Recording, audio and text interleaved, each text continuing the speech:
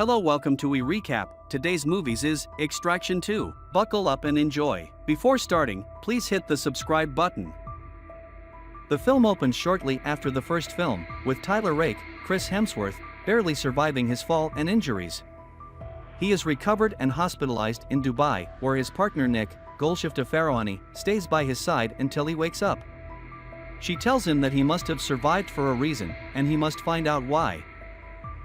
At a Georgian prison, crime boss Zurab Radiani, Tornak Gagrakiani, learns that his younger brother Davit, Tornak Ziava, is having his prison sentence extended by another 10 years. Zurab travels to the prison to meet with the government official that extended Davit's sentence and kills him with a pitchfork to the throat before Zurab's men, the Nagatsi, kill the guards and get Davit out. Nik and her brother Yaz, Adam Bessa, bring Tyler to a cabin in Austria where he plans to spend his retirement. While Tyler spends time on personal activities, he is also still mourning the death of his son and the end of his marriage. Davit reunites with his wife Ketevan, and Dalakishvili, and their children Sandro, Andro Japarij, and Nina, Miriam and Marta Kavziashvili. Davit plans to turn his son into a Nagatsi, despite Ketevan's protests, but Sandro idolizes his father. Tyler is visited by a mysterious man named Alcott, Idris Elba, who manages to talk him into listening to a job offer. Alcott tells him about the Nagatsi, and how Zurab and Davit escaped with their family from the Georgian Civil War but endured abuse from their father, leading Zurab to become overprotective of his brother. Tyler is tasked with recovering Ketevan and her kids from the prison they are being kept in with Davit. He proceeds to recruit Nik and Yaz before getting himself in shape for the mission. The trio arrive at the prison and sneak into Ketevan's cell. While Tyler manages to get her and the kids out without waking up Davit, prisoners loyal to him become alert and force Tyler to move faster.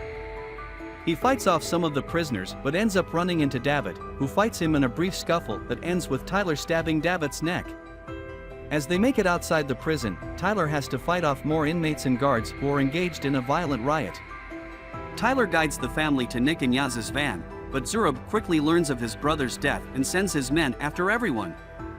After a lengthy car chase in which Nina is injured, everyone runs onto a train that gets pursued by a chopper with more of Zurab's men. Tyler kills more goons and braces the family as the train derails and crashes. Zurab identifies his brother's body and gathers his men for revenge. Meanwhile, the heroes and family recover, but Sandro is angered to learn that Tyler killed his father. They board a plane, where Nik finds out that Ketevan is Tyler's former sister-in-law.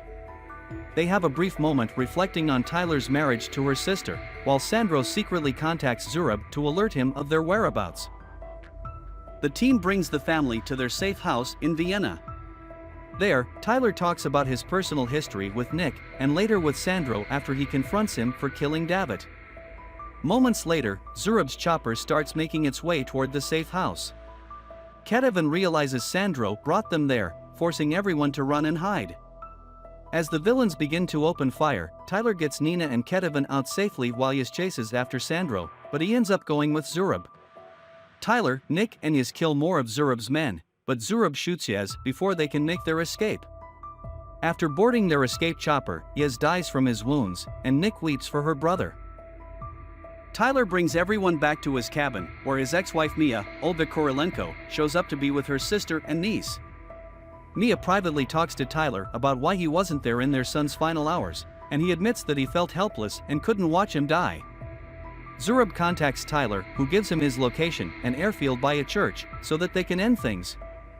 Despite Nik's protests, Tyler goes alone so she can stay with the family.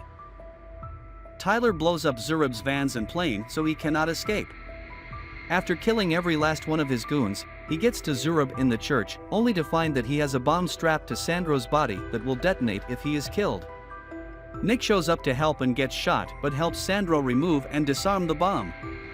Tyler and Zurab get into a bloody and brutal showdown. Even after taking numerous stabs, Zurab says he will never stop trying to kill Tyler, leading him to put a bullet in Zurab's head. Nik passes out from her injuries before she and Tyler are found by authorities. Tyler and Nik are hospitalized under police custody. Mia visits Tyler in prison and informs him that Ketevan and the kids are in protective custody but had their assets seized by the American government. Tyler tells her to find $1 million in cash at his cabin to give to them. Alcott later bails Tyler out of prison for a new job, but he says he won't do it without Nik.